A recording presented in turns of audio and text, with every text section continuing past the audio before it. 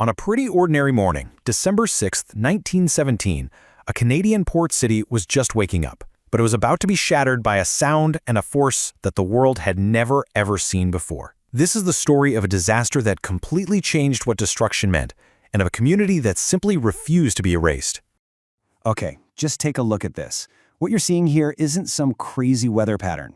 This is the immediate result of a collision in Halifax Harbor. This absolutely terrifying cloud is basically the tombstone for an entire district, shooting thousands of feet into the air at just a few minutes after 9 in the morning. And to put that image in perspective for you, for nearly 30 years, this was the biggest bang humanity had ever created. The energy it unleashed was so huge, it literally took the invention of nuclear weapons to top it. So yeah, that's the scale of what we're about to get into.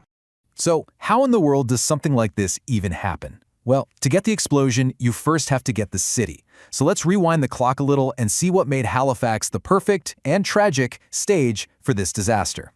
You've got to remember, by 1917, World War I had totally transformed Halifax. It was the main jumping-off point for convoys headed to Europe. We're talking a constant flow of soldiers, supplies, and ships. The harbor was jam-packed. The city was bursting at the seams. And honestly, a lot of the usual maritime safety rules were getting bent under the massive pressure of the war. Now here's where it gets really interesting. You have our two main characters, right? On one side, there's the SS Mont-Blanc. It's basically a floating bomb, just packed to the gills with explosives, trying to inch its way into the harbor. And on the other side, you have the SS Imo. It's empty, riding high on the water, and in a huge rush to get out. Two totally different ships with two fatally intersecting plans. You know, these two ships should have just sailed right past each other, no problem. But in this tight little channel of the harbor called the Narrows, a whole chain of small mistakes, bad judgments, and broken rules, well, it all added up to something truly catastrophic. So this timeline just lays it all out. The Imo is going way too fast. Then the pilots start blasting their whistles at each other. One ship is basically saying, I'm coming through, I've got the right of way, and the other is yelling back, no you don't, I do. It's a total failure to communicate. By the time they both kill their engines, it's too late. The Imo's bow rips into the Mont Blanc, and in that 1 second, a spark hits the spilled fuel, and the clock starts ticking. For 20 long, agonizing minutes, the Mont Blanc was just a show, a ghost ship really. Its crew had abandoned it. They knew what was about to happen. And it drifted toward the Halifax shoreline, just pouring black smoke into the sky. And people stopped what they were doing. They went to their windows, they gathered on the streets to watch this incredible fire, with absolutely no idea they were staring right at their own doom. And then, at exactly 9:04 and 35 seconds, the show was over. But in those last few moments, one man figured out the danger and did something unbelievably brave. This is the last thing Vince Coleman ever wrote. He was a railway dispatcher right near the pier. He found out what was on that ship and was about to run for his life when he remembered a passenger train with 300 people on it was due any minute. So he ran back to his telegraph key and tapped out this warning.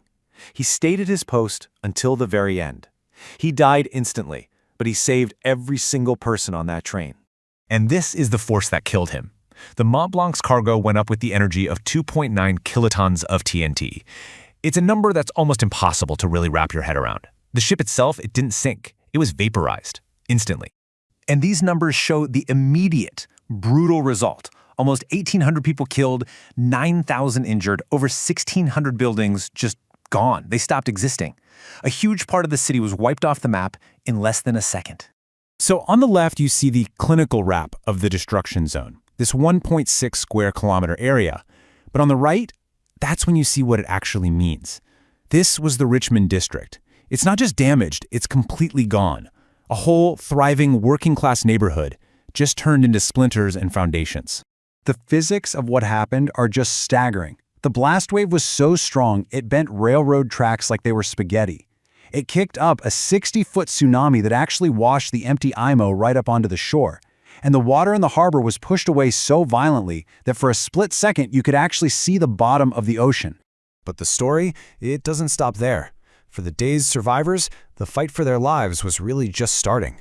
What came next was a story of survival, of unimaginable hardship, but also, surprisingly, of progress. As if the blast itself wasn't enough, Mother Nature delivered one last unbelievably cruel blow. The very next day, a blizzard slammed the city, dumping 16 inches of snow. It was like a second disaster. The snow covered the dead, it muffled the cries of the wounded who were trapped in the wreckage, and it plunged the ruins into a freezing, silent darkness. 25,000 people were suddenly homeless, and now they had to face a brutal Canadian winter with absolutely nothing. This quote from firefighter Billy Wells, who was the only one in his crew to survive, it just cuts right through the numbers, doesn't it? It drops us right into the hellscape that the rescuers had to walk through. He was one of thousands just wandering through the ruins, looking for anyone they knew amidst scenes of complete horror. It wasn't just a destroyed city. It was a city of the dead and the dying. And yet, out of this almost unimaginable tragedy, something incredible started to happen. The thousands of eye injuries from all that shattered glass, it forced doctors to innovate, making Halifax a world leader in care for the blind. A surgeon from Boston, seeing the chaos of trying to treat kids alongside adults, was inspired to basically create the entire field of pediatric surgery. And the disaster sent shockwaves around the world, leading to way stricter rules for shipping dangerous materials. It was a horrible, brutal lesson, but one that led to changes that are still saving lives today. Help came from all over, but the very first help, the fastest help, came from Boston. As soon as they heard the news, they got a relief train together, doctors, nurses, supplies, and sent it that very day, pushing through the blizzard to get there. And that immediate act of kindness was never, ever forgotten. In a tradition that is still going on, the province of Nova Scotia sends Boston its official Christmas tree every single year. It's this living, beautiful symbol of gratitude that was born in the city's absolute darkest hour. And this is a piece of the Mont-Blanc's anchor. It weighs 900 pounds. The explosion threw it almost 4 kilometers across the city. Just think about that kind of power for a second. Today, it just sits quietly in a park. A twisted piece of metal from a moment of incredible violence. Now a silent monument. A permanent reminder of the day the sky fell down. In the end, the Halifax explosion is so much more than a story about a big bang. It really makes you ask a pretty deep question. When you're faced with the absolute worst, the worst luck, the worst fate can throw at you, how do you find the strength not just to rebuild, but to build something even better, something more resilient than what you lost?